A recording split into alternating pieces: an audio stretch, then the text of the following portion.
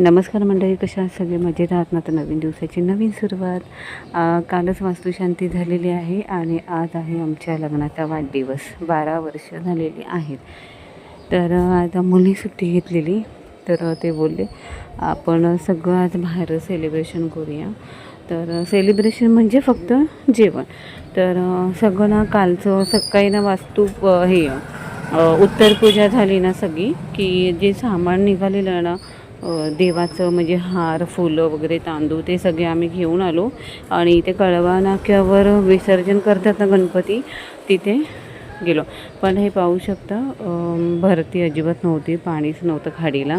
त्याच्यामुळे इथे ना ह्या साईडला राईट साईडला ना देवाचं तो सामान ठेवतात आणि जेव्हा भरती असते ना तेव्हा एखादी होडी घेऊन 2 माणसं जातात पुढे आणि हे सामान घेऊन जातात. तर अमोलला म्हटलं तुम्ही इथे पिशवी ठेवून द्या, ते घेऊन जातील. तर इथे देवाचं सामान सगळं ठेवलेलं आणि आता आम्ही इथून निघणार.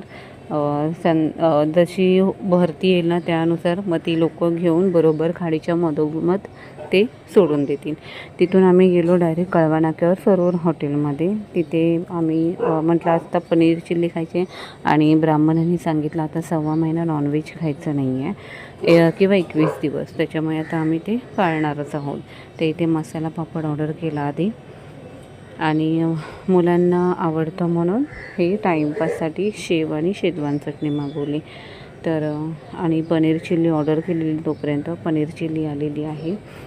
मुलांना ना पनीर खूप आवडतं म्हणून पनीर चिल्ली मागवली. एकदम छान क्रिस्पी होती, जास्त स्पायसी नव्हती का ऑइलीही नव्हती, सुंदर.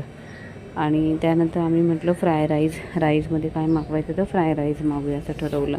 आणि रोटीमध्ये पण नान मैद्याचा असतो आणि रोटी आहे ना तंदुरी रोटी किंवा बटर लावून जी रोटी बनवतात ती गव्हाच्या पिठाची असते, म्हणून आम्ही तेच मागवायचं ठरवलं. तर आज 2 दिवसाचा थकवा होता. तर अमोल बोलले जाऊ दे, काय करू नकोस, आज वाढदिवस पण आहे लग्नाचा, तर आपण बाहेरच जाऊया. ते इथे फ्राय राईस आणि इथे ना स्पेशल सरोवर हॉटेलची भाजी होती ग्रीन आणि रेडमध्ये, ज्याच्यात काजू बिजू सगळे होते. इथे रोटी मागवली आम्ही.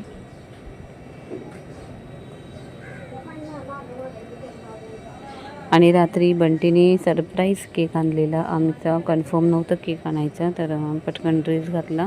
थकवा होताना खूप झोपायचं पण होतं, पण म्हटलं आधी केक कापू. ते ह्या 2 मुलींना घेऊन मस्तपैकी आम्ही केक कापलेला आहे.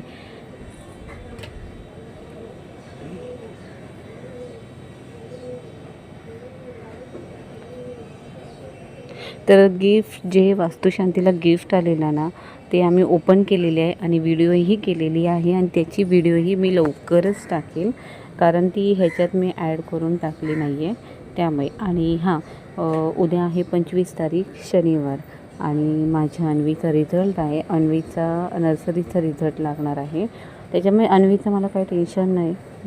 ती सगळ्यात ओकेच आहे म्हणून काय वाटत नाही. तर इथे बड्डे सेलिब्रेशन झाल्यावर मस्त रिलॅक्स आम्ही झोपून घेतला. सध्या क्लायमेट एवढं गरम झालं आहे ना, तर काही सुचत नव्हतं आणि AC असल्यामुळे आता आम्ही रिलॅक्स झालेलो आहोत.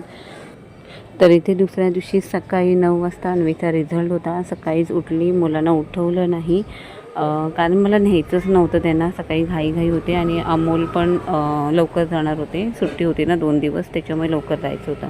तर मी पटकन निघाली आणि ऑटो केली आणि अन्वीच्या स्कूलमध्ये गेली. अन्वीचा रिझल्ट काय असेल हे मला माहिती होतं, पण तिच्या जन्मानंतर तिच्या लाईफची सुरुवात झाली ना, तर तिचा तो फर्स्ट रिझल्ट होता. तर एक्साइटमेंट होतीच, पण ठीक आहे, मला माहिती आहे ती काय अजून लहान आहे, सगळीच लहान असतात आणि जसं जाईल ना ती ओके. तर इथे मी आली स्कूलमध्ये. सध्या शाळांना सुटण्या लागल्यामुळे सगळं रिकामं वाटत होतं. 2nd फ्लोअरला 206मध्ये अन्वीच्या टीचर होत्या, म्हणजे त्याने आधीच मेसेज करून ठेवलेली की कुठे जायचं आहे.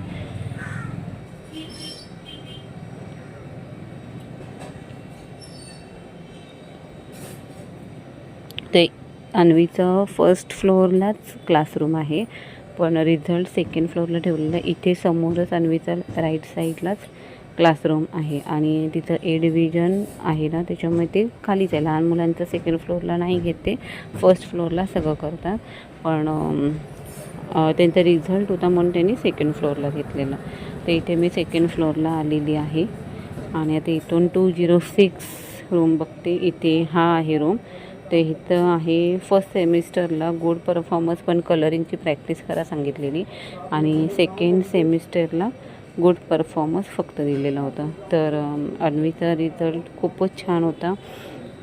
हे बघा, हा सेकंड सेमिस्टरचा. मॅडम आमच्या नाचत आहेत आणि आज अन्वी आणि अर्णव निघाले आहेत गावाला. मी अजून जाणार नाही आणि जेव्हा मी जाईल ना तर तुम्हाला दापोलीचे ब्लॉग नक्कीच बघायला मिळतील.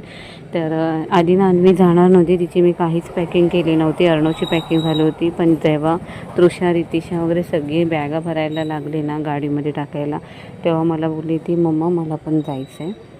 म्हणून मग पटकन जाऊन तिचेही थोडेफार कपडे भरले. तर गावी जायचं म्हटलं की सामान ॲटोमॅटिक वाढतो.